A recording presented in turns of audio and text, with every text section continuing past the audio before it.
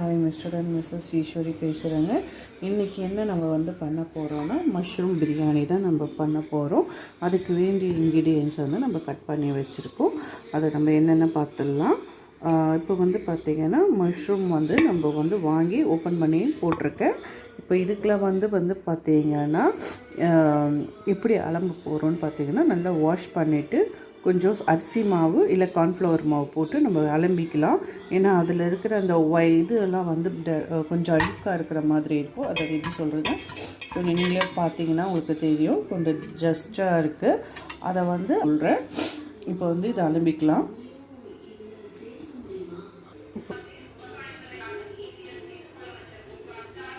இப்போ பாருங்க, நல்லா வந்து அரிசி வந்து கழுவியாச்சு, கார்ன்ஃப்ளவர். இப்போ வந்து புதினா வந்து நம்ம போட்டுக்கலாங்க. புதினாவும் போட்டு நல்லா வதங்கணும்.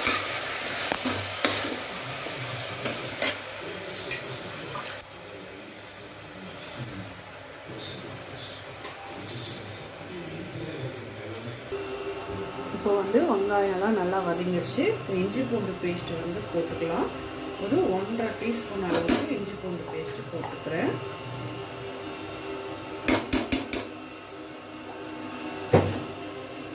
இது நல்லா வதக்கிடணும்.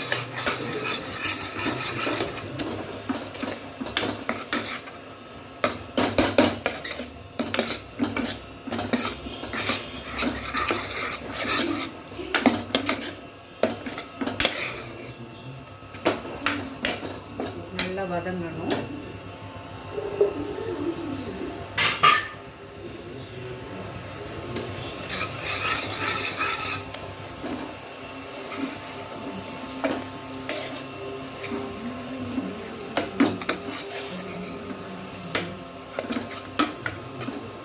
இப்போ வந்து மஷ்ரூம் வந்து சேர்த்துக்கலாம்.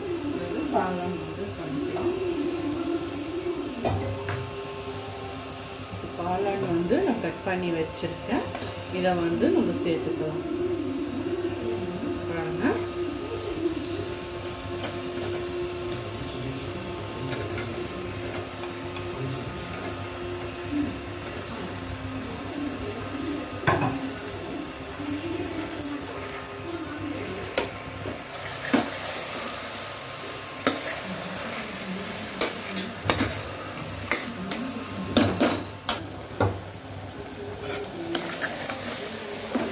நல்லா கலந்து விட்டுக்கலாம்.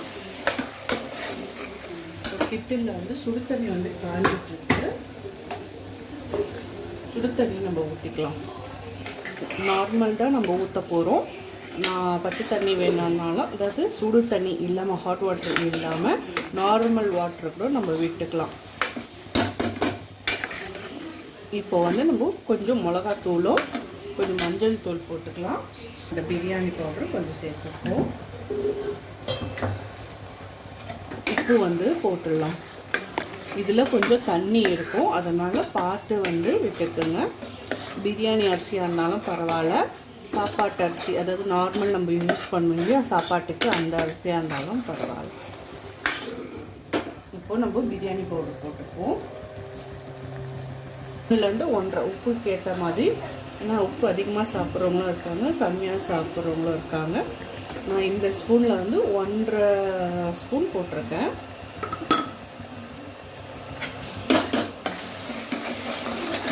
நல்லா கலந்து வச்சுக்கலாம். இது பாருங்கள், இதுலேயே தண்ணி வரும், சொன்னேன் இல்லைங்களா, அதனால தான் தண்ணி சொல்லியிருக்கேன். அரிசி வந்து ஊற வச்சுருக்கேன். இப்போ நான் 1.5 டீஸ்பூன் வந்து பிரியாணி பவுடரும் அண்டு அதே ஸ்பூனில் காரத்துக்கு ஏற்ற மாதிரி பச்சை மிளகாவும் நம்ம சேர்த்துக்கலாம். பாருங்க, 1லேருந்து 2 காரம் பார்த்துட்டு கூட நம்ம சேர்த்துக்கலாம்.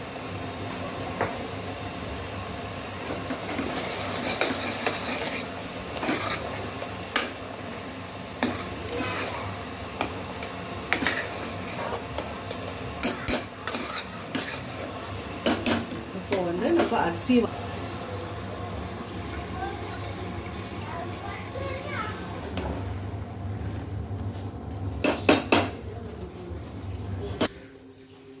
இப்போ நல்ல சுடு தண்ணி எடுத்து வச்சுருக்கேன், அது நம்ம விட்டுக்கலாம்.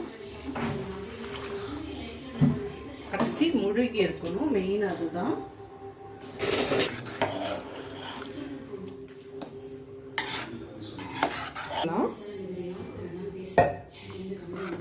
கரெக்டாக இருக்கு.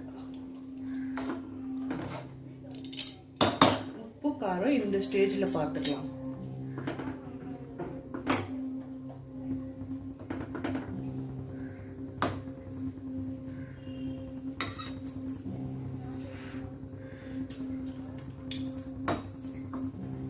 சேர்க்கிறேன்.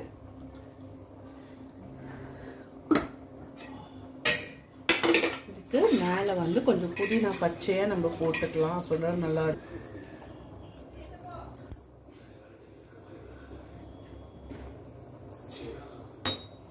இப்போ நம்ம மூடி வச்சிருவோம்.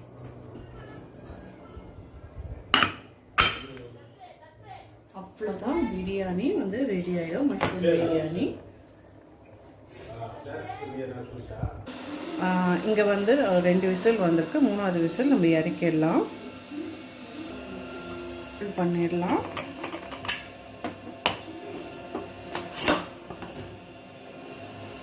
பார்த்தீங்களா, செம்மையாக வந்திருக்கு. எப்படி இருக்குன்னு பார்த்துடுங்க. இப்படி தான் இருக்கும் நம்மளோட பிரியாணி, மஷ்ரூம் பிரியாணி. நெக்ஸ்ட்டு வந்து கொஞ்சம் கலர் போடுறோம். நம்மையும் கலரை வந்து அவ்வளோதான் நான் சேர்த்துருக்கேன். இப்போ நம்ம நல்லா கலந்து விட்டுப்போம்.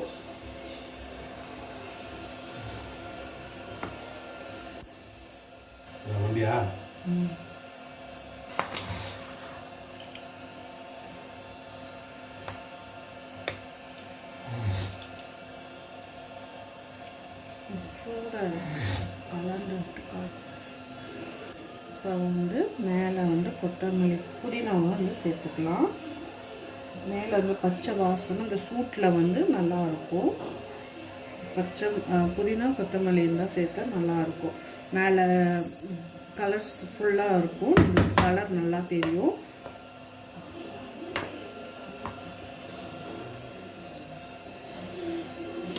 இப்போ நம்ம கலந்து விட்டுட்டு காட்டுறேன். இப்போ பாருங்கள், நம்மளோட மஷ்ரூம் எல்லாம் சேர்த்து நம்ம வந்து எப்படி இருக்குன்னு சொல்லுங்கள். கொஞ்சம் நம்ம மஞ்சள் தூளும் போட்டோம் இல்லைங்களா, அதனால தான் கொஞ்சம் மஞ்சளாக தெரியுது. மஞ்சள் தூள் கொஞ்சம் கம்மியாக போட்டுக்கோங்க. மசாலாலாம் போட்டு நல்லா கம்மன்னு வாசனை வருது. சாப்பிட்டு பார்த்துட்டு எப்படி இருக்குன்னு ஃபீட்பேக் சொல்லலாம். இப்போ சொல்லுங்கள். மஷ்ரூம் பிரியாணி நல்லா சூப்பராக செஞ்சுருக்கேன், நல்லா டேஸ்ட்டாக இருக்குது. இது பிரியாணி அரிசி கிடையாது நம்ம செஞ்சது, இப்போது நார்மல் ரைஸில் தான் நம்ம வந்து செஞ்சது. நார்மல் ரைஸ் நல்லா இருக்குது.